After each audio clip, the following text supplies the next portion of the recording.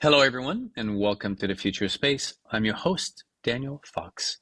Our guest today is Beth Dean Pope. Beth is the CEO and founder of Opus Solaris, a pioneering company dedicated to revolutionizing the space industry. Beth's extensive experience spans the entire space sector, from working with industry leaders like Axiom Space and Zero-G to serving on the boards of various space organizations. Our unique blend of technical expertise and business acumen has positioned her as a leading authority on the commercialization of space. Beth, welcome to the Future Space. Thank you, Daniel. You make me sound so good. It's your bio, not mine. You wrote it. I know. You just read it so well. Beth, before we get into your new venture, Opus Solaris, and we have a lot to talk about, could you share with us 3 words that for you captures the essence of space? I will go with probably my favorites and actually what space means to me. And I would say mysterious, limitless, and fragile. Fragile. Space fragile. Fragile.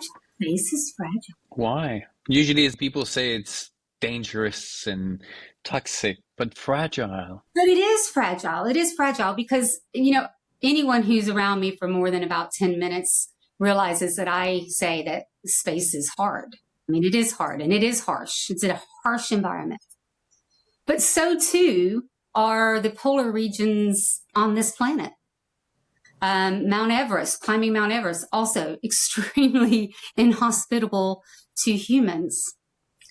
But we've learned so much by going to these places as well that we should go.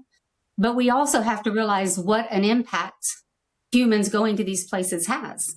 And we have to kind of think of it the same way, I think, for space, because it's, when we start to talk about space debris and what we leave behind, we have a tendency to affect either adversely or beneficially everywhere we go. So there is a fragility to space that we're not aware of. We have to be careful with what we leave behind. So that's where I think we should treat it with kid gloves. Our society has a better understanding of how much we're a product of our environment. It might have been perhaps more of a older indigenous societies and where they were more closely connected to their environment and also to the consequences of their actions, right? If they overfish one summer, then the next summer they were in trouble. In the period of Enlightenment, our culture disconnected itself from the environment through religion. We started to elevate ourselves from the natural world. We started to look into the night skies and name constellation after man-made objects rather than animals or gods, which we had done before. And we started to see that there was no consequences to our actions. But now we're reminded that there are consequences. And even on things that we believe are infinite, it's not infinite. It reaches a point. And if we're the product of our environment, if we trash the environment, then we trash ourselves ultimately. So as we go to space, that's your vision, the understanding that connection and the responsibility that we have, correct? And it's hard to be in space as deeply as I am and as deeply as you are and so many of the space companies that are out there and realize that actually, sustainability and taking care of our orbits, our LEO and GEO and MEO is purely our responsibility. When you start seeing the satellite maps, we know that we love what the technological advances are that are coming to us from space. But we also have to look at, what's out there, what's floating around, and what does that do for stargazing? We're talking about how does that change the night sky for everyone around the world? So we have a responsibility to take care of it. Do you think that the incentive to be more sustainable, to be more responsible, are bigger in space than here on Earth? No, I think to an extent we think of space as a bit of a dumb animal or limitless or inexhaustible. And we're not quite, except for the images that we're all starting to see, we're not quite aware that it is within our grasp to make a real mess of that thin blue line. So I don't think we think of it. I think we think of space as being, a long way away from us. And we don't realize that we're in space. You've probably heard Loretta Whitesides actually talk about, spaceship Earth. And I remember the first time I heard her talk about it. And I just sat for a moment and thought about, this is our spaceship. We are hurtling through space. We are in space. Space isn't out there and we go to it. We're in it. And once we can take ownership of that, then we can take ownership of our planet, and we can take ownership of taking care of space as we travel. Talking about stories, what do you think is the human story of space? Yeah, it's a good question. Like a good little girl, I watched about 50 of your previous podcasts, getting ready for this one. Because I actually was really interested in what people think about the human story of space. And everyone knows about how we got here, where we started from. We explored outward, but we looked upward. We still do. We still explore outward and look upward. So I think the human story of space is still being written. And I think we took a hiatus for probably, a decade where we lost that ability to storytell. We've lost that ability to spread those experiences and the wonder and the amazement of space to the next generation, or to those who actually aren't as aware about what the possibilities are in space. One of the things I heard you talking about actually was when you were in Greenland, or when you were on one of your expeditions. And I did this too, because I went to Greenland, and how when you're in these places, you go and visit the people who live there. You go and have their food, their dinner, and talk about them and have them tell you their stories. And after you leave that situation, you are enriched. Your life is altered. It's stretched into a different situation than had you just gone and taken a few selfies and gotten back on the ship and headed back home. You're actually changed. You actually have a more of an understanding. And I think we've lost a little bit of that ability to tell that story. I think we have to get back to telling that story. I mean, there's more than just one book about it. There's more than just one story. You can start with space perspective and how they're changing what is considered space travel. When you talk about, is it the curvature of the Earth? Yeah, of course it is. It is the curvature of the Earth.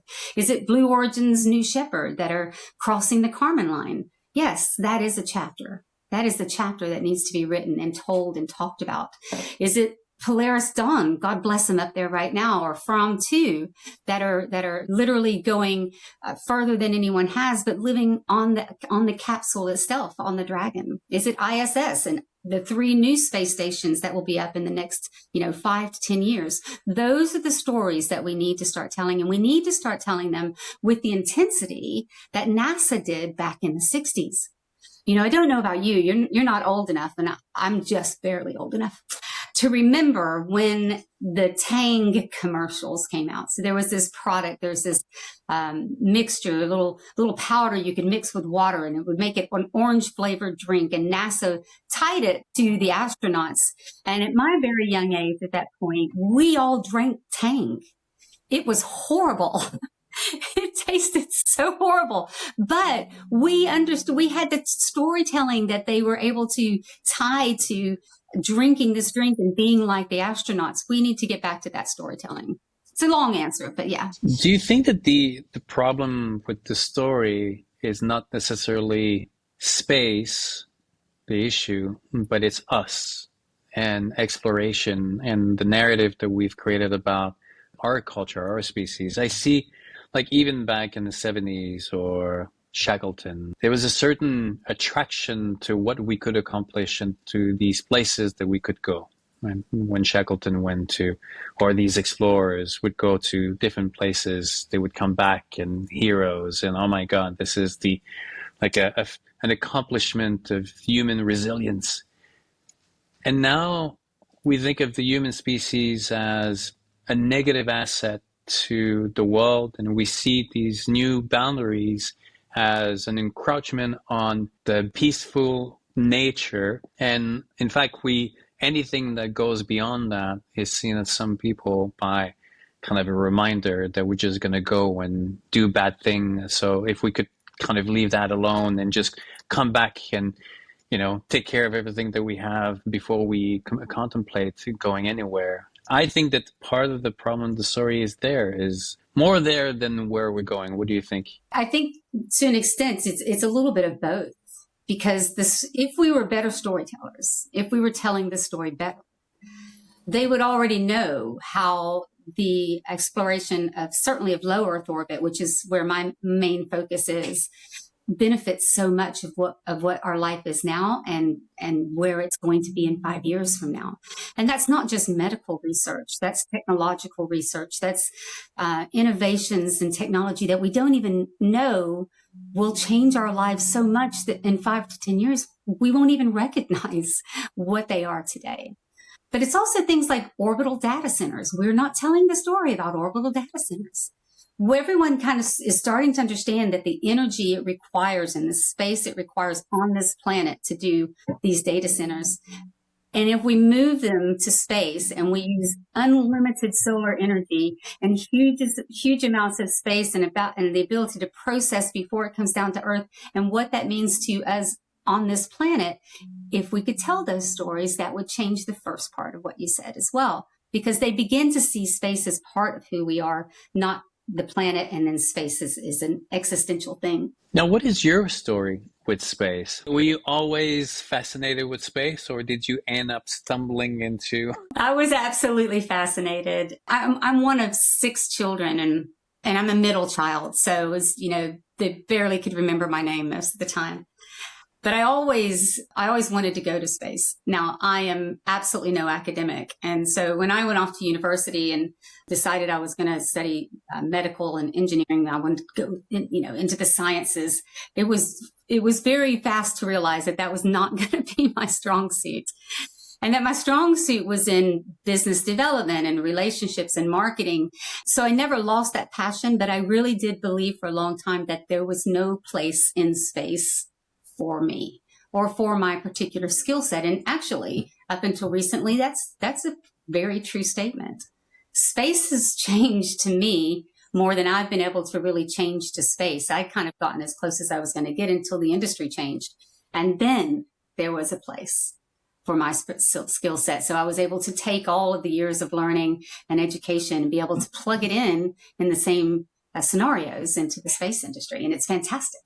I love it. Were you the one who reached out, or the space industry reached in, or you saw at some point there was an opportunity and then you kind of did your shot and it landed? They reached out to me. Interestingly, my background goes across many industries. I've worked with industries from exploration cruise lines with Hurtigruten to luxury retail brands to huge residential developments in London. And kind of my special sauce is I can usually look at any situation and kind of figure out what's wrong with it.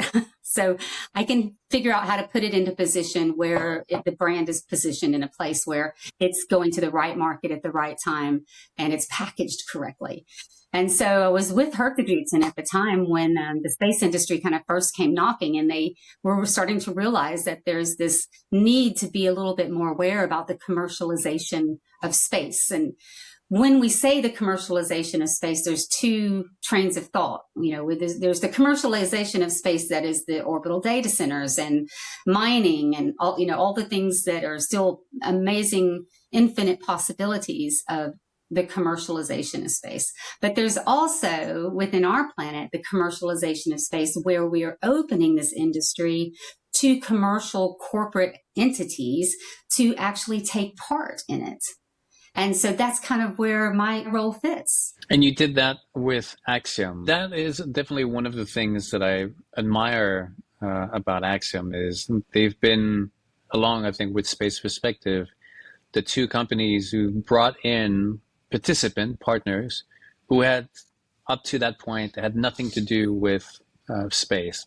Prada, Hilton at some point in the past, but now they were brought back. Space Perspective of Mercedes-Benz. They also did a recent partnership with Oreo Cookie. So part of the challenge within the space industry, and I think that it's usually common for any micro industry, the environmental world suffered from the same problem, is that they all kind of speak the same language within each other, but then it's really hard for them to get outside and bring other people that are not necessarily from that world, but also bring the others and have them connect, tell a different story. They try to tell the story from their perspective, then the audience does not really get it. And so it's really important to understand how who can tell that story for them.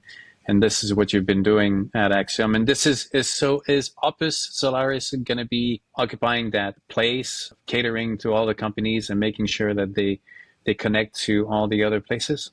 Absolutely. It's kind of what I was doing with Axiom on steroids.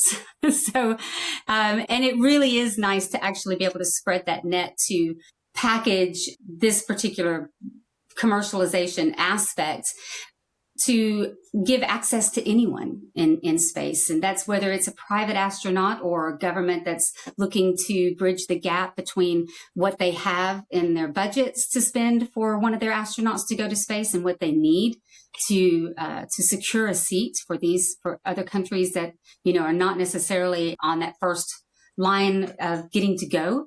And so that's the reason kind of Opus Solaris came to be is that there is a place where we need to bridge that gap. We need to bridge the gap between the space sector and everyone, essentially, the space sector and you. When you were talking about the Oreo cookie and the way that you package space to these companies is superbly important. Because a lot of times when you're going at the commercialization of space from this angle, you're dealing with corporates from their marketing budgets. So it's not just an altruistic or scientific outreach. This is how do they actually utilize a marketing budget, which has a very specific ROI attached to it, and put them in the right package for the correct mission with the correct company. All of those things have to be kind of put together like a puzzle. And it's an amazing opportunity that I have because I have the relationships with so many of the space companies that are out there and space agencies and individuals, both high net worth and just private astronauts that just want to go to space. I'm able to kind of put those connections together. But if you look at things like Prada, the companies that are starting to make those baby steps are the companies that are already cutting edge in their own right. So within their own industry, they're the first ones to fill in the blank. To me, I find that amazing. Omega has been doing space watches for ages, but now they're all of a sudden actually thinking, how do we actually start to capitalize on that more like they used to? How do we recapitalize on that? How do we show a marketing ROI for that? And that is kind of the direction that I see space going and utilizing corporates to help make those missions a reality. Again, I'm always making the parallel between the environmental world and the space world because they have many similarities. I think that for so long, we were asking corporation to change purely from a moral standpoint when it came to environment. And it's not that companies did not want to be moral. The financial incentive were hard to connect. And in space is the same thing. Ultimately, if they can find the financial incentive to make it happen, and whether it's making sure that they're the first one in that market and bring the people, or they have a research and development angle to it, so whatever technology is connected, then that makes sense. But the idea that companies invest purely from a moral standpoint is unfortunately not true, and that's just the way that business is. So Beth, being at the kind of the center of what's happening in space, but also the chatter in the corporate world, which industries do you see right now are the most interested in figuring out how to navigate forward? I know that there's a lot of chatter happening in biotech and pharmaceutical. What's the pulse of the industry? Good question. And the bio and the pharma and the agri-tech, those are natural, especially with what we're researching and beginning to understand on ISS through scientific research. Those are very naturally companies that have a vested interest in participating and supporting the continuation of that research. But you still have companies like mining companies. We'll say, won't mention any in particular, but a mining company who's very interested in what happens with mining on asteroids. So there's an orbital data centers, and I'll keep going back to that one because it's kind of It's one that's really stuck in my mind right now on all of the possibilities. And the more I read about it, the more I see the possibilities and the benefit to Earth. But when you start looking at it that way, you start looking at even banking institutes, financial institutes are starting to look at, financial transactions in space or through that type of medium. You can start to find a connection through almost every industry. And the ones, again, that are already fairly cutting edge, like the energy drink companies, are already thinking about, they have a very strong altruistic as well as marketing position on how much of the market share they own. But they still also have a lot of regard for human life, or if it's access to space for anyone who has a disability, then they're actually becoming much more involved on that side. So I think there's a long line of corporates that are looking.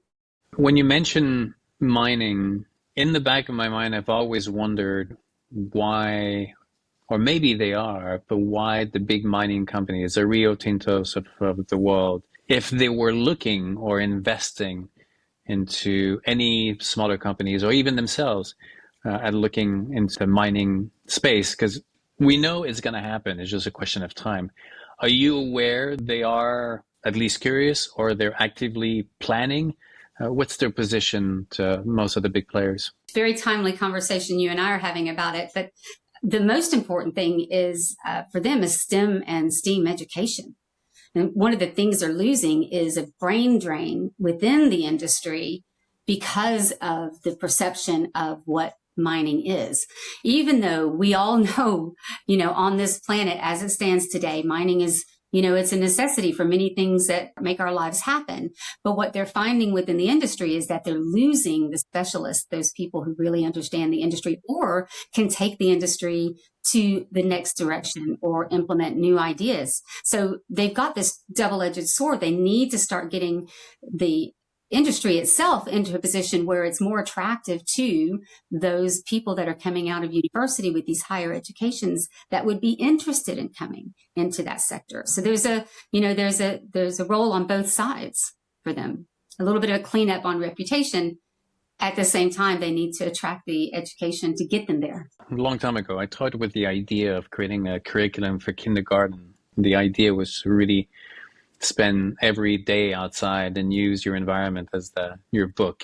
You look at around you and you find the curiosity in the material to learn.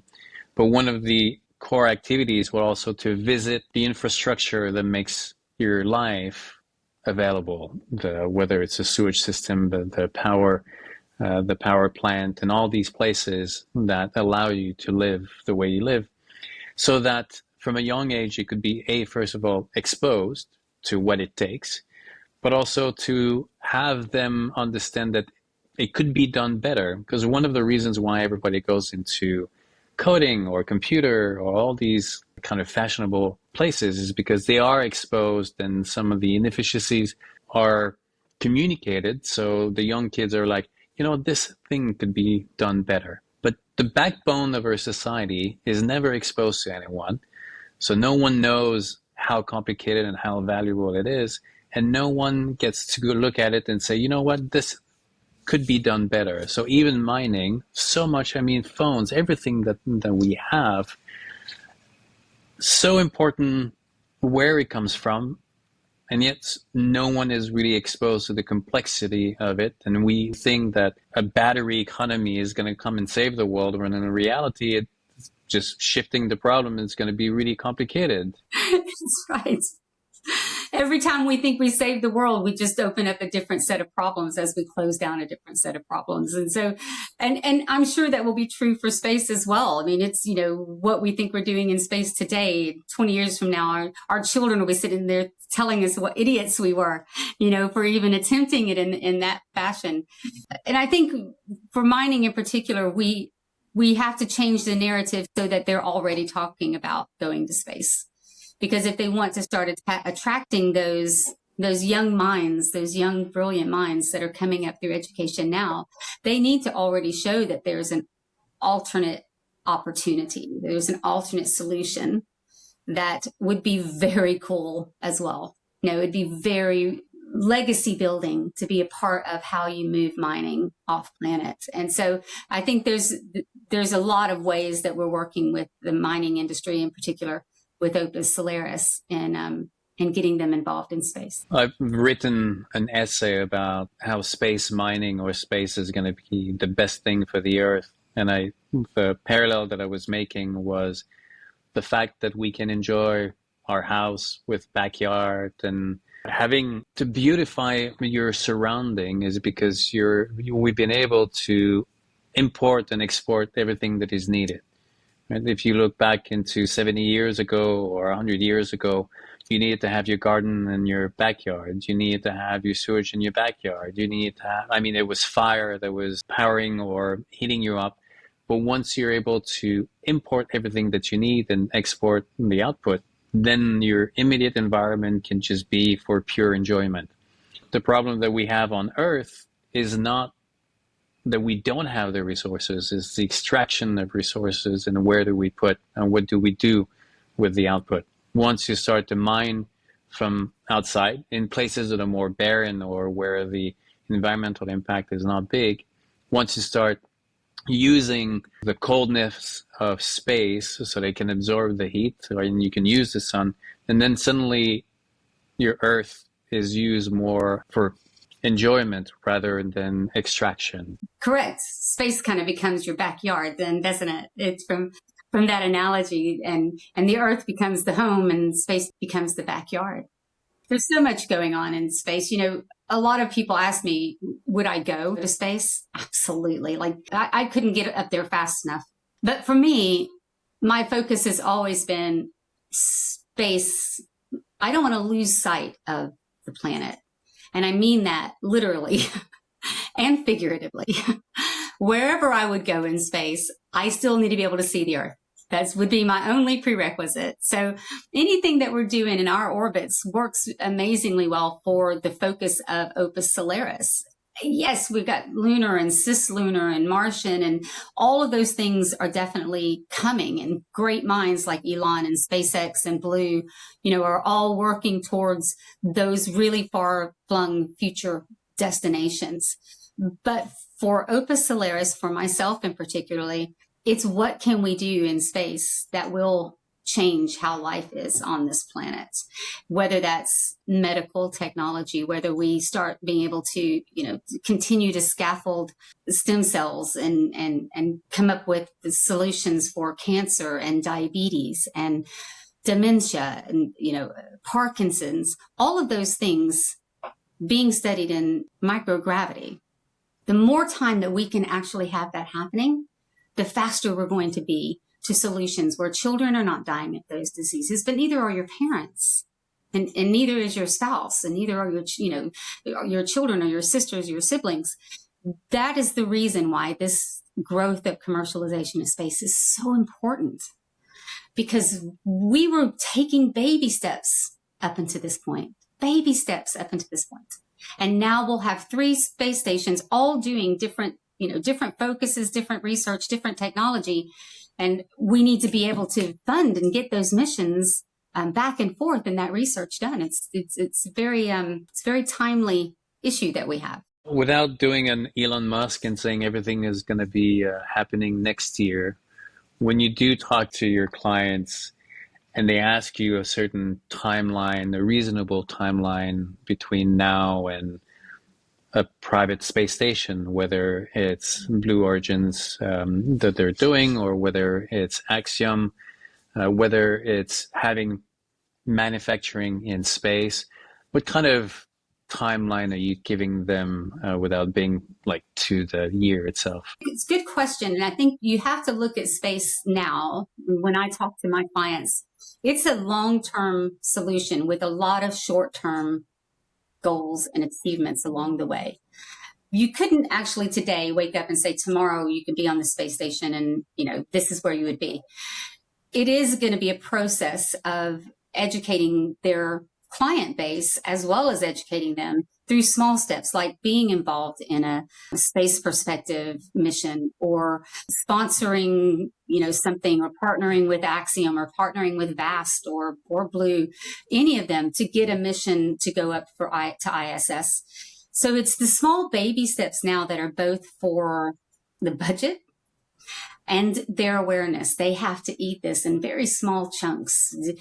For a lot of times when you first go to talk to a company about Formula One, they don't come in as the 100 million sponsor that's taking a sponsorship for 10 years. They tend to come in and say, well, let me try this. Let's try this. Let's see if this returns an ROI within this level, within this percentage. And then once you do that, you take them to the next step. So essentially, I get to know our clients close enough that I understand where they are in that process. And I understand how to package what we're bringing to them so that it fits where they are today, but it grows into where they'll be tomorrow. So are you currently talking to some companies for data center in low orbit? Would that be low orbit, or are they looking more to the moon? Right now, it's all lower. Yeah, right now, everything I think everyone's really looking at is what's accomplishable fairly quickly. And I think that conversation right now is mostly around our orbits. I think it will go very quickly to it's not enough. And it will go lunar or cislunar. But I do think right now we need to get it up and get it shown that it's effective in our orbit. It's incredible to think. I mean, we're going to Antarctica later this year, and we are connected to the internet all the way down. And, even over there, I was having Zoom meetings with Shatner when I was last time I was down there. And, I know that some people are like, man, it's getting harder and harder to be disconnected. I'm like, okay, but the benefits of being connected and being able to share with your family and being safe if something happens totally outweigh the downside of it. And so, have you ever been, by the way? I have, I missed out on doing Antarctica. I would love to get on that trip you're going down there for. I think it's absolutely fascinating. I did the Arctic, and it was amazing. And again, studying the icebergs for about 3 weeks. It was absolutely fantastic. I'm so jealous of you and the entire crew going down there. But I think about when you said that about being disconnected, it's like, it's so hard to be disconnected. Oh, I'm going to disconnect. It's like, there are levels of disconnection. When people, if you're saying that you turned your phone off at night, that's you disconnected. That is a very small piece of the connection that we have on this planet, so I think find what works for you as far as disconnecting and make that time. But at the same time, don't worry if you're connected.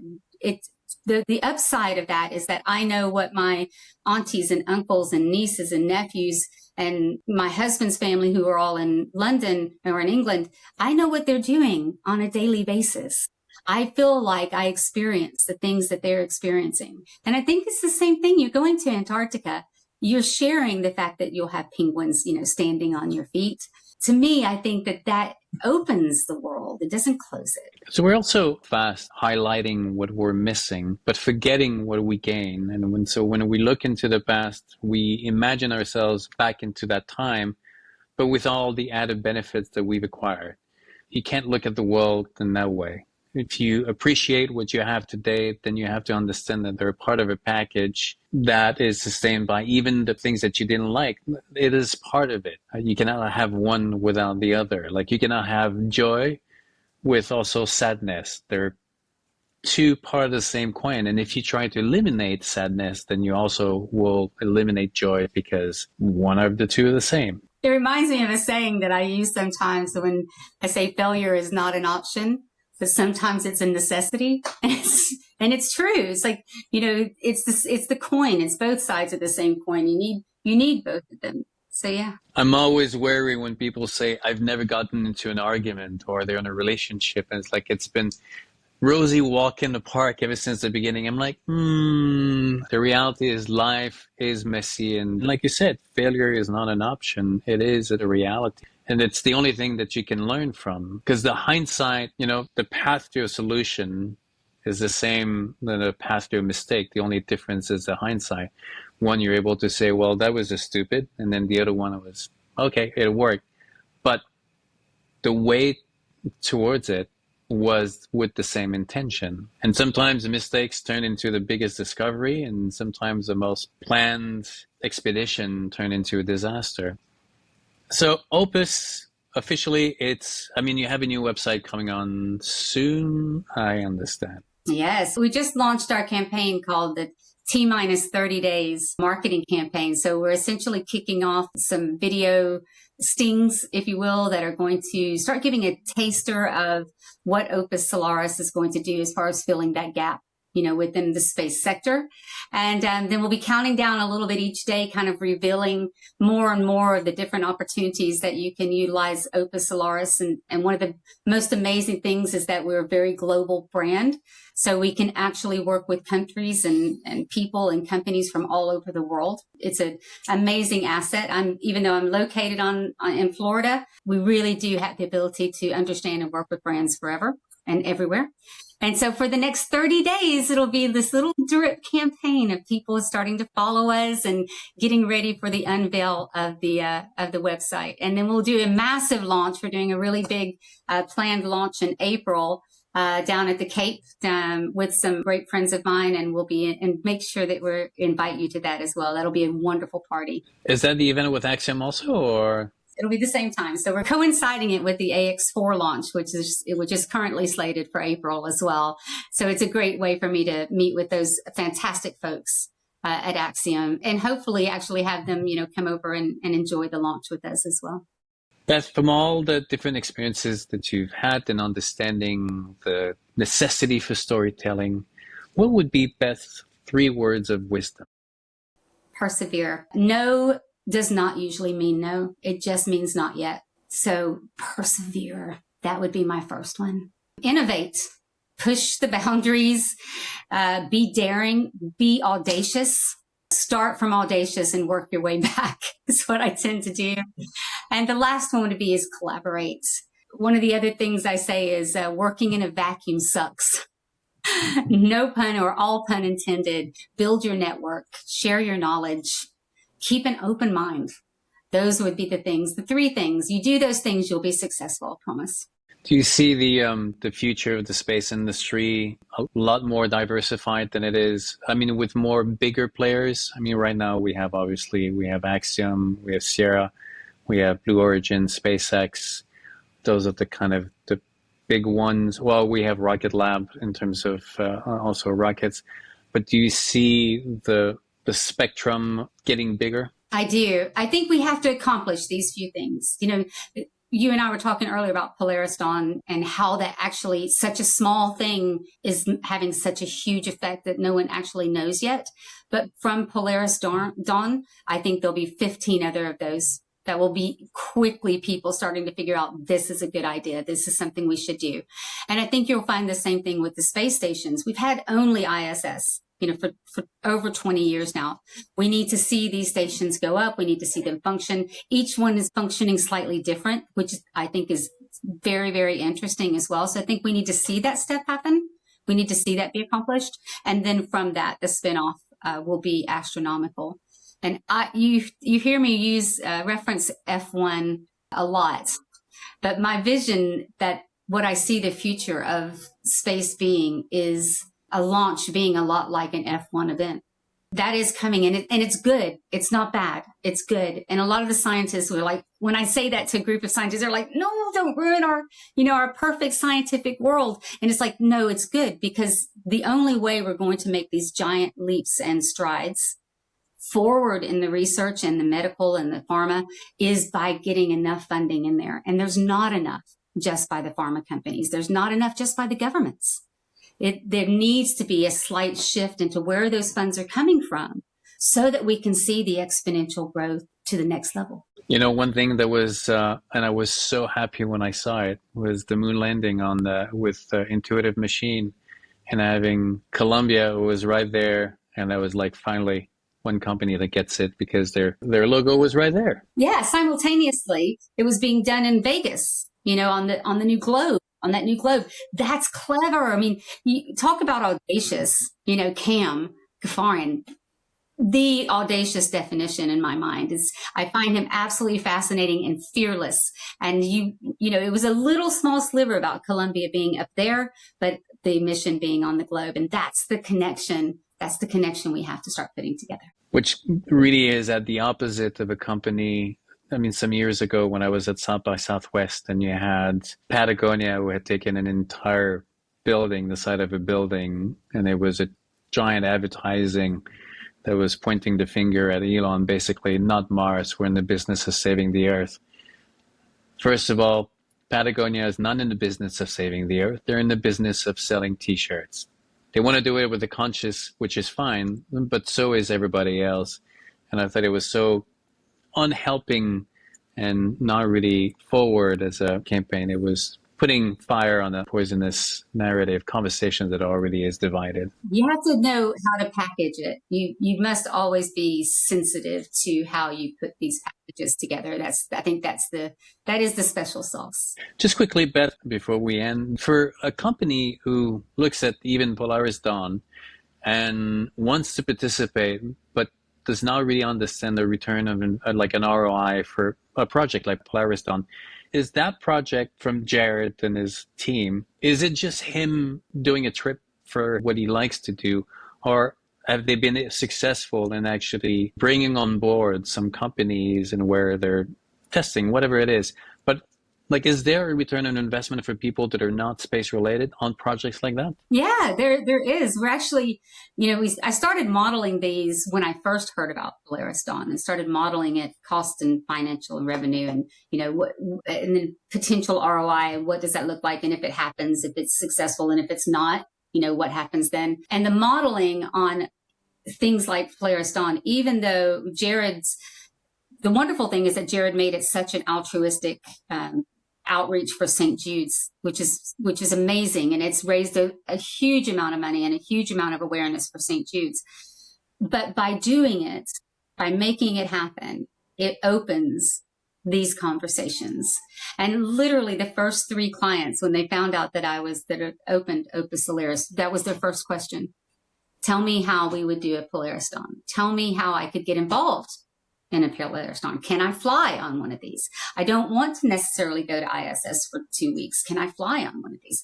And so if that's the biggest thing we can thank him for, that alone is amazing, because it is opening people's idea to the fact that it can happen. It can be done. I'm working on one right now. Watch this space. I'm literally working on one right now that's come to us very, very quickly, and there's a lot of moving parts. So next time I'll tell you about it. Dot. Well, in any case, we're going to see each other in April. We're going to an event in Portugal with The Economist, a wonderful space event that's happening in December. Are you going to be there? Yeah, you're going to this one. I'm speaking, so. No way! Oh, I'm so excited. Oh, that's going to be fantastic. I will heckle you from the front row. As you know, I think more and more there's recognition that the narrative about space needs to change. And if it comes from the industry itself, there's something missing. So now actors like you, I was just on, Alice Caruth was interviewing me just earlier for my 100th episode, but we're all people who really came in late and we're more storytellers than we're space geeks. And so what we're focusing on is more the human experience rather than the technology. And so even now The Economist and other organizations are seeing the necessity of it. Who would have put that together 3 years ago? Would you have put The Economist and space together 3 years ago? It's changing. Beth, it's always a pleasure. Thank you, Daniel. Ad Astra. Ad Astra.